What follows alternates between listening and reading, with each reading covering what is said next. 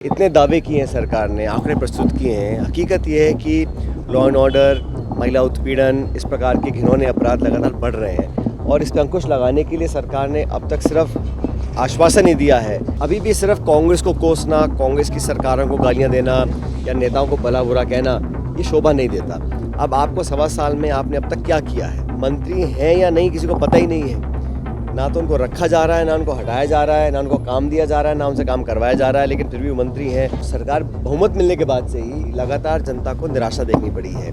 और जैसा मैंने शुरू में कहा, जो खिंचाव आपस में है, भाजपा का जो नेतृत्व है उसमें आपस में बहुत खिंचाव है। दिल्ली, जयपुर में, राजस्थान में कई सत्ता के केंद्र बन गए हैं। भाई NSUI के इकाई ने एक अच्छा कार्यक्रम किया है।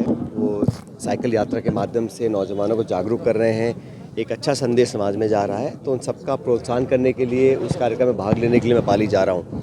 और मुझे लगता है कि इससे ये जो प्रचलन हुआ है आजकल देश प्रदेश में, नशा हो, नशे की लत हो, इससे दूर रखने के लिए लोगों को हमें मोटिवेट करने की ज़रूरत है। और उससे हमें अच्छा काम कर रहे हैं, काफ़ी समर्थन उनको मिल रहा है।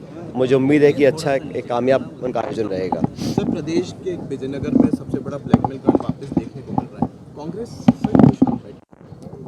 ये 1.25 साल से लगभग सरकार बीजेपी की है राजस्थान के अंदर, और इतने दावे किए हैं सरकार ने, आंकड़े प्रस्तुत किए हैं। हकीकत ये है कि लॉ एंड ऑर्डर, महिला उत्पीड़न, इस प्रकार के घिनौने अपराध लगातार बढ़ रहे हैं और इस पर अंकुश लगाने के लिए सरकार ने अब तक सिर्फ आश्वासन ही दिया है।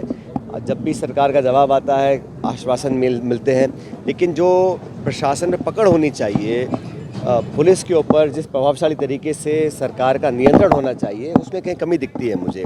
और इच्छा शक्ति भी कमी है, उनकी प्रायोरिटीज़ अलग हैं। और दुख की बात है कि इस प्रकार के प्रकरण सामने आते हैं और समाज में लोगों में बहुत आक्रोश है। हमारी पार्टी ने विधानसभा के अंदर, विधानसभा के बाहर लगातार मुद्दों को उठाया है, लेकिन सरकार की जो लचर रवैया है, उसी का परिणाम है कि इस प्रकार की घटनाओं को अंजाम दिया जा रहा है। सचिन जी, लेकिन जिस तरह से विपक्ष की जो भूमिका रहती है हमेशा से ऐसे गंभीर मुद्दों पर, इस बार वह बिल्कुल भी नजर नहीं आई। नहीं, ऐसा नहीं है। हम सब लोगों ने इस मुद्दे को उठाया है और न्याय मांगने की गुहार हम लोगों ने सरकार से लगाई है। लेकिन जैसा मैंने कहा कि जो रिएक्शन है, जो रिस्पॉन्स है, जिस तरीके से सरकार को काम करना चाहिए इस मामले में, नहीं किया गया है। अभी भी मुझे लगता है कि जिस सख्ती से कार्रवाई होनी चाहिए नहीं हो रही है। सर, राजनीति में प्रदेश अध्यक्ष कह रहे हैं कि जो गहलोत सरकार की स्मार्ट फ्री योजना थी, उसमें सरकारी खजाने सरकार को हो गया है। अभी भी सिर्फ कांग्रेस को कोसना, कांग्रेस की सरकारों को गालियां देना या नेताओं को भला बुरा कहना, ये शोभा नहीं देता। अब आपको 1.25 साल में आपने अब तक क्या किया है? अब तक किस जो योजना पहले थी उनको सबको बंद किया है। और चाहे नौकरियां हो, चाहे लॉ एंड ऑर्डर हो, चाहे महंगाई हो, चाहे निवेश हो, सिर्फ घोषणा ही हुई है 1.25 साल में। और 1.25 साल पहला जो साल होता है बड़ा महत्वपूर्ण होता है, तो सरकार ने अपना वो समय गंवाया है। आपसे खींचता सरकार में आज कौन मंत्री है, कौन नहीं, किसी को मालूम नहीं है। आपस में इतना खिंचाव है, इतने सारे सत्ता के केंद्र बन गए हैं, ब्यूरोक्रेसी हावी है। और डॉक्टर किरोड़ी मीणा जी मंत्री हैं या नहीं किसी को पता ही नहीं है। ना तो उनको रखा जा रहा है, ना उनको हटाया जा रहा है, ना उनको काम दिया जा रहा है, ना उनसे काम करवाया जा रहा है, लेकिन फिर भी वो मंत्री हैं। तो ये जो असमंजस है, किस लिए, क्या मजबूरियां हैं? सरकार में डिपार्टमेंट है, आपने शपथ दिलवाई है किसी व्यक्ति को, या तो उनसे काम कराओ या उनको फ्री कर दो। दोनों काम नहीं कर पा रहे हैं।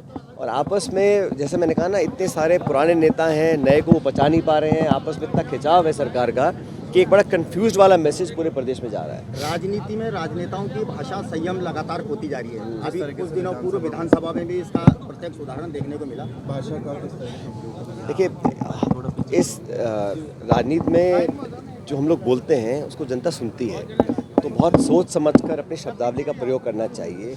अभी कुछ दिन पहले जो सदन के अंदर स्वर्गीय इंदिरा गांधी जी को लेकर जो बातें बोली गई, वो अशोभनीय थी। और मुझे लगता है कि ये बात सिर्फ कांग्रेस पार्टी की नहीं, पूरे देश के लिए है कि जब कोई व्यक्ति दुनिया में ना हो, खासकर ऐसा व्यक्ति जिसने देश के लिए अपनी शहादत दी हो, इसकी प्रधानमंत्री रही हो और भारत रत्न उनको मिला हो, उनके प्रति इस प्रकार व्यंग्यात्मक टिप्पणी करना, शब्दों का प्रयोग करना बड़ा गलत था। लेकिन जनरली मुझे लगता है कि हर व्यक्ति को, हर नेता को सोच समझ के अपने शब्दों का प्रयोग करना चाहिए।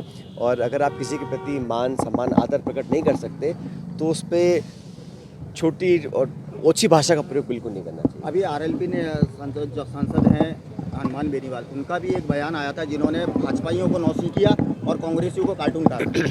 मैंने ऐसा कोई बयान देखा नहीं है। हाँ सर, नियुक्तियाँ अभी भी अजमेर में अटकी हुई। आप पिछली बार भी आए थे, आपने कहा था कि जल्दी नियुक्ति होगी। सारी हो रही हैं भाई। अब तो हम लोगों ने मंडल अपने बना दिए हैं और प्रदेश कांग्रेस कमेटी ने दिशा निर्देश भी दिया है। हमारे सारे सेक्रेटरीज लगातार दौरे कर रहे हैं, मीटिंग्स ले रहे हैं और सरकार ने जो निकाय चुनाव थे उनको पोस्टपोन किया है, लेकिन हमारी जो इकाइयां हैं बड़ी सक्रिय है और पूरे प्रदेश भर में, क्योंकि विधानसभा का सत्र चल रहा है, लेकिन सभी लोग दौरे कर रहे हैं और जनता के साथ अपने आप को कनेक्ट कर रहे हैं।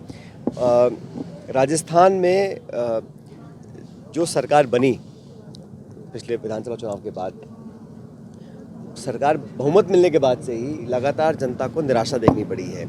और जैसा मैंने शुरू में कहा, जो खिंचाव आपस में है, भाजपा का जो नेतृत्व है उसमें आपस में बहुत खिंचाव है।